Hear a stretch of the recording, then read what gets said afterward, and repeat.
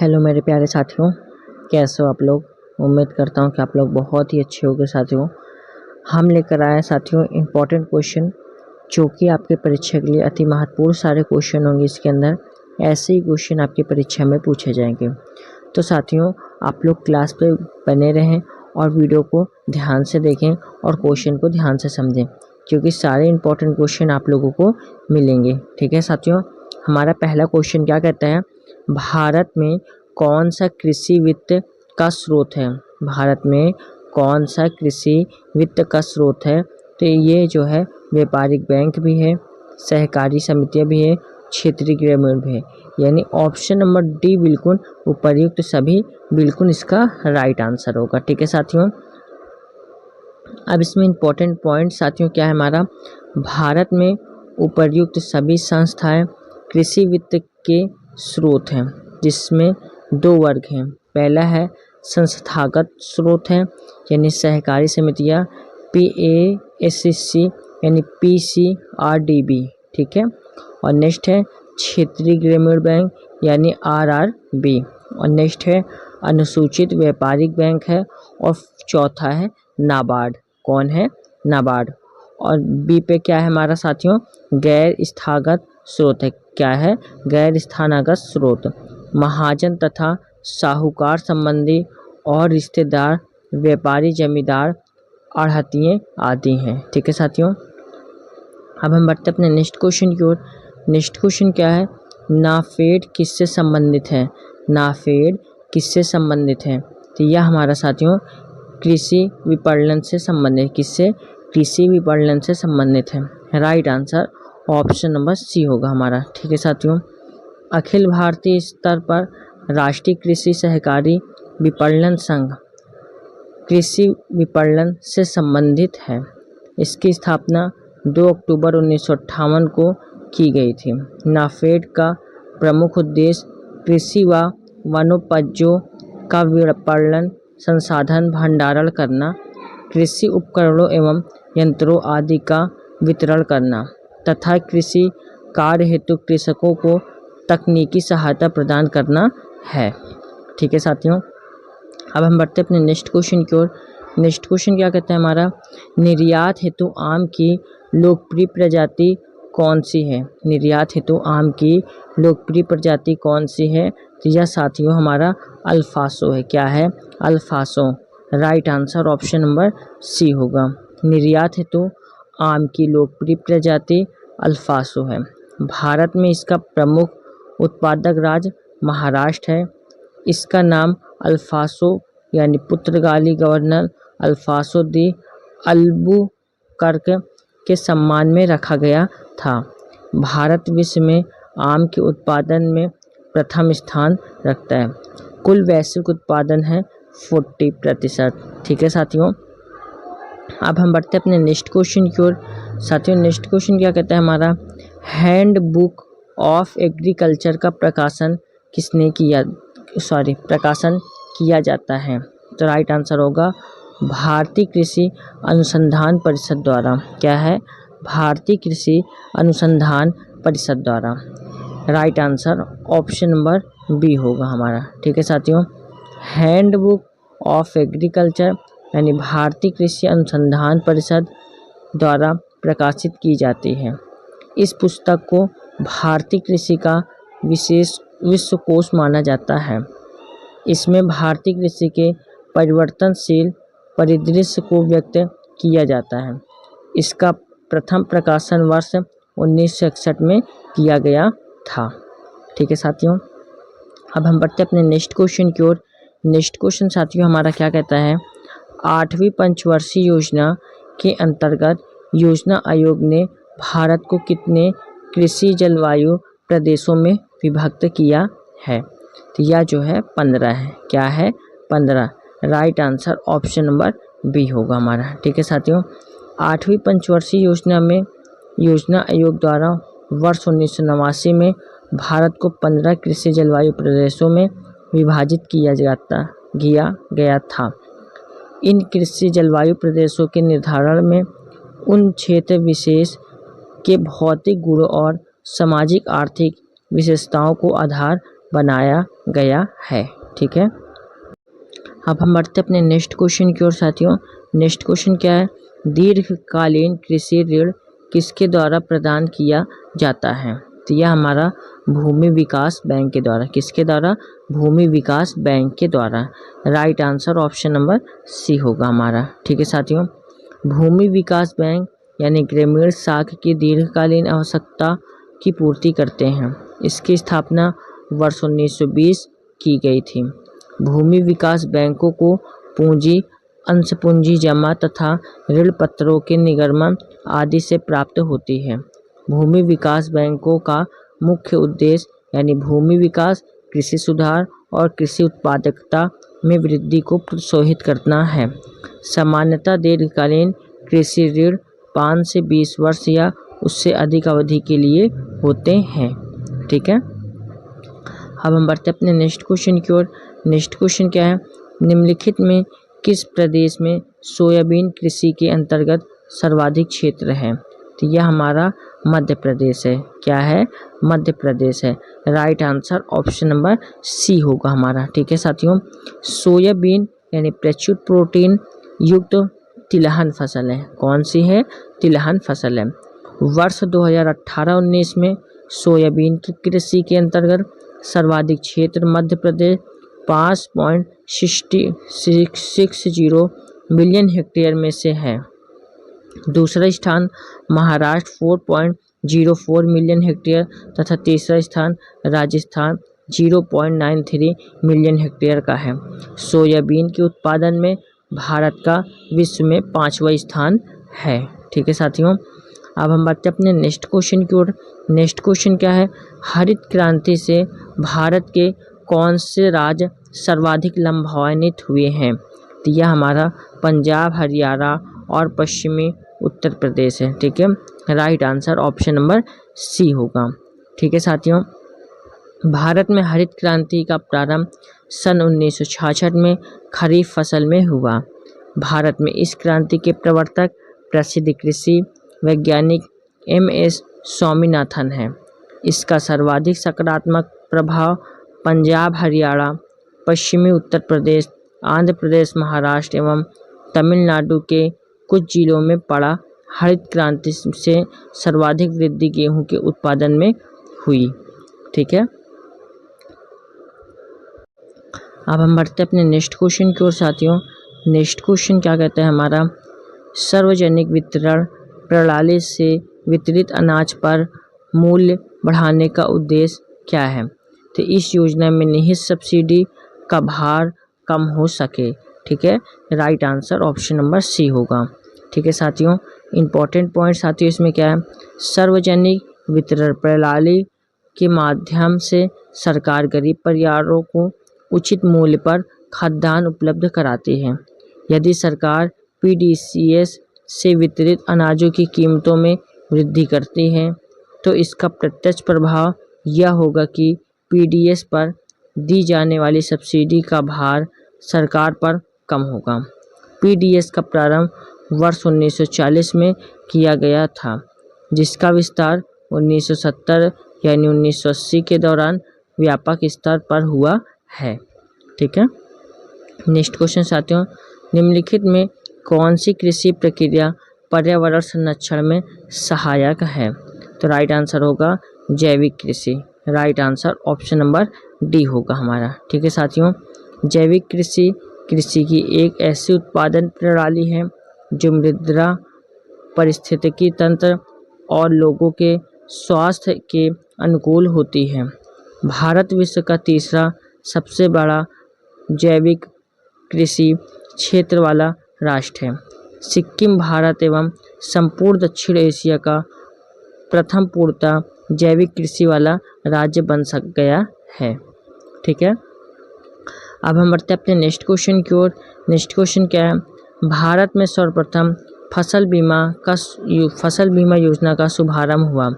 भारत में सर्वप्रथम फसल बीमा योजना का शुभारंभ हुआ तो यह 1985 में। Right answer option number C होगा। ठीक है साथियों, फसल बीमा योजना सर्वप्रथम गुजरात में वर्ष 1972 में प्रारंभ की गई। इसे 1 अप्रैल 1985 में से नियमित और व्यापक स्तर पर अपनाया गया, जिसे व्यापक फसल बीमा योजना CCIS के नाम से जाना जाता है। वर्तमान में इसका स्थान प्रधानमंत्री फसल बीमा योजना यानी PMFBY वर्ष 2016 ने ले लिया है। इस योजना के अंतर्गत खरीफ 2%, रबी 1.5% तथा बागवानी 5% फसलों के लिए प्रीमियम राशि प्रदान की जाती है। ठीक है, अब हम बढ़ते अपने नेक्स्ट क्वेश्चन की ओर। नेक्स्ट क्वेश्चन क्या है? राष्ट्रीय बागवानी मिशन का उद्देश्य नहीं है। तो यह हमारा मानव संसाधन विकास करना है। क्या है? मानव संसाधन विकास करना। Right answer option number D होगा। ठीक है साथियों, वर्ष 2005-06 में प्रारंभ राष्ट्रीय बागवानी मिशन का एक केंद्र प्रायोजित योजना है, जिसके प्रमुख उद्देश्य अग्रलिखित यानी बागवानी क्षेत्र की समग्र वृद्धि तथा कृषक समूहों के निर्माण को प्रोत्साहित करना, उत्पादों के प्रसंस्करण एवं विपणन के माध्यम से संयंत्र प्रबंधन की व्यवस्था करना तथा बागवानी उत्पादन किसानों की आय एवं पोषण सुरक्षा में वृद्धि करना है। ठीक है, नेक्स्ट क्वेश्चन साथियों, किस पंचवर्षीय योजना में कृषि क्षेत्र में ऋणात्मक वृद्धि दर्ज की गई है? तो राइट आंसर क्या होगा? तीसरी में। क्या होगा? तीसरी में। Right answer option number A होगा। तीसरी पंचवर्षीय योजना में कृषि क्षेत्र में ऋणात्मक वृद्धि दर्ज की गई थी। वर्ष 1961 से 1966 की अवधि में कृषि उत्पादन की वृद्धि दर -1.0% दर्ज की गई। यह भारत के लिए युद्ध, अकाल एवं राजनीतिक अस्थिरता का काल था। ठीक है, नेक्स्ट क्वेश्चन साथियों, राष्ट्रीय हॉर्टिकल्चर मिशन किस पंचवर्षीय योजना में आरंभ किया गया था? तो राइट आंसर होगा 10वीं पंचवर्षीय योजना में। ठीक है, right answer option number B होगा हमारा। ठीक है साथियों, राष्ट्रीय हॉर्टिकल्चर योजना मिशन एक केंद्र प्रायोजित योजना है। यह मिशन 10वीं पंचवर्षीय योजना के दौरान वर्ष 2005 में प्रारंभ किया गया था। इस योजना का उद्देश्य भारत में बागवानी क्षेत्र का समग्र विकास करना और उत्पादन को बढ़ाना है। ठीक है, अब बढ़ते हैं नेक्स्ट क्वेश्चन की ओर। नेक्स्ट क्वेश्चन क्या है? भारत में प्रथम कृषि विश्वविद्यालय की स्थापना हुई थी। तो यह हमारा पंतनगर में हुआ था। कहाँ हुआ था? पंतनगर में। ऑप्शन नंबर ए बिल्कुल इसका राइट आंसर होगा। भारत में प्रथम कृषि विश्वविद्यालय की स्थापना वर्ष 1960 में उत्तर प्रदेश में की गई थी। प्रारंभ में इसका नाम उत्तर प्रदेश कृषि विश्वविद्यालय था, जिसे वर्ष 1972 में बदलकर जीबी पंत कृषि एवं प्रौद्योगिकी विश्वविद्यालय कर दिया गया। वर्तमान में यह पंतनगर उत्तराखंड में स्थित है। ठीक है, नेक्स्ट क्वेश्चन, भारत में निम्न राज्यों में किसे चीनी का कटोरा कहा जाता है? तो उत्तर प्रदेश को चीनी का कटोरा कहा जाता है। ऑप्शन नंबर ए बिल्कुल इसका राइट आंसर होगा। ठीक है साथियों, अब इसमें एक इम्पॉर्टेंट पॉइंट, उत्तर प्रदेश को भारत का चीनी का कटोरा कहा जाता है। गन्ना एवं चीनी उत्पादन में उत्तर प्रदेश का सर्वोच्च स्थान है। वर्ष 2022-23 में उत्तर प्रदेश में कुल 29 लाख टन चीनी का उत्पादन हुआ है। उत्तर प्रदेश में कुल 157 चीनी मिलें हैं, जिनमें से 118 परिचालन में है। ठीक है, अब हम बढ़ते हैं अपने नेक्स्ट क्वेश्चन की ओर। नेक्स्ट, भारत में सीमांत कृषि भूमि जोत का आकार है। तो यह हमारा 1 हेक्टेयर से कम है। क्या है? 1 हेक्टेयर से कम। Right answer option number D होगा हमारा। ठीक है साथियों, अब इसमें के इम्पोर्टेंट पॉइंट क्या है? कृषि गणना प्रत्येक 5 वर्ष में आयोजित की जाती है। 10वीं कृषि गणना 2015-16 के अनुसार कार्यशील जोतों को 5 आकार समूह में विभाजित किया गया है। सीमांत जोत यानी 1 हेक्टेयर से कम, लघु जोत 1 हेक्टेयर से अधिक, 2 हेक्टेयर से कम, लघु माध्यम जोत 2 से 4 हेक्टेयर तक, माध्यम जोत 4 से 10 हेक्टेयर तक, बड़ी जोत 10 हेक्टेयर से अधिक है। ठीक है, अब हम बढ़ते हैं अपने नेक्स्ट क्वेश्चन की ओर। ऑपरेशन ग्रीन का उद्देश्य है, तो ऑपरेशन ग्रीन का उद्देश्य है टमाटर, प्याज एवं आलू का मूल्य नियंत्रण। ऑप्शन नंबर ए बिल्कुल इसका राइट आंसर होगा। ठीक है, अब इसमें के इम्पोर्टेंट पॉइंट्स आ जो क्या है, बजट वर्ष 2018-19 में टमाटर, प्याज और आलू की कीमतों को स्थिर रखते हुए ऑपरेशन ग्रीन को शुरुआत की गई थी। इसका उद्देश्य है कीमतों को उनके उपजों की सही कीमत प्राप्त हो तथा उपभोक्ताओं को भी उपयुक्त कीमतों पर ये उत्पाद प्राप्त हो। मार्च 2021 में इस योजना के अंतर्गत शीघ्र खराब होने वाले 22 और कृषि उत्पादों को शामिल करने की घोषणा की गई है। ठीक है, अब हम बढ़ते हैं अपने नेक्स्ट क्वेश्चन की ओर साथियों। नेक्स्ट क्वेश्चन क्या कहता है, प्रधानमंत्री किसान संपदा योजना किससे संबंधित है? तो यह हमारा साथियों कृषि क्षेत्र से संबंधित है। किससे संबंधित है? कृषि क्षेत्र से संबंधित है। Right answer option number A होगा। वर्ष 2016-20 में अवधि हेतु यानी 6000 करोड़ की लागत के साथ एक नई केंद्र प्रायोजित योजना प्रधानमंत्री किसान संपदा योजना यानी खाद्य प्रसंस्करण उद्योग मंत्रालय द्वारा प्रारंभ की गई है। इसका उद्देश्य कृषि उपजों की बर्बादी से कमी लाकर एवं प्रसंस्कृत कृषि उपजों के निर्यात में वृद्धि के माध्यम से किसानों की आय में वृद्धि करना है। इस योजना में कृषि प्रसंस्करण संकुलों के निर्माण में भी लिया गया है। ठीक है, अब हम बढ़ते अपने नेक्स्ट क्वेश्चन की ओर साथियों। नेक्स्ट क्वेश्चन क्या कहता है, निम्नलिखित में से कौन सी जोड़ी सही सुलेमित है? सही सुलेमित हमारी जूट, ये पश्चिम बंगाल में है। Right answer option number B होगा हमारा। ठीक है साथियों, आर्थिक सर्वेक्षण यानी 2022-23 के अनुसार कर्नाटक मक्का उत्पादन में सबसे अग्रणी राज्य है। इसके पश्चात क्रमशः मध्य प्रदेश, महाराष्ट्र का स्थान है। सोयाबीन के उत्पादन में महाराष्ट्र प्रथम स्थान पर है। महाराष्ट्र तथा राजस्थान क्रमशः द्वितीय एवं तृतीय स्थान पर हैं। कपास उत्पादन में गुजरात अग्रणी राज्य, जबकि जूट उत्पादन में पश्चिम बंगाल का प्रथम स्थान है। ठीक है साथियों, नेक्स्ट क्वेश्चन, निम्न में कौन फसल के न्यूनतम समर्थन मूल्य निर्धारण संबंधी संस्तुति करता है? यह हमारा कृषि लागत एवं कीमतों आयोग। ठीक है, राइट आंसर ऑप्शन आयोग। अब हम बढ़ते हैं इसमें इम्पोर्टेंट पॉइंट की ओर। इम्पोर्टेंट पॉइंट क्या है साथियों हमारा, भारत सरकार की आर्थिक मामलों संबंधी मंत्रिमंडलीय समिति द्वारा कृषि लागत एवं मूल्य आयोग की अनुशंसाएं के आधार पर फसलों की बुआई सत्र के आरंभ में वर्ष में 2 बार न्यूनतम समर्थन मूल्य की घोषणा की जाती है। भारत में न्यूनतम समर्थन मूल्य की अवधारणा में लक्ष्मीकांत झा समिति की सिफारिशों पर 1965 में लागू किया गया था।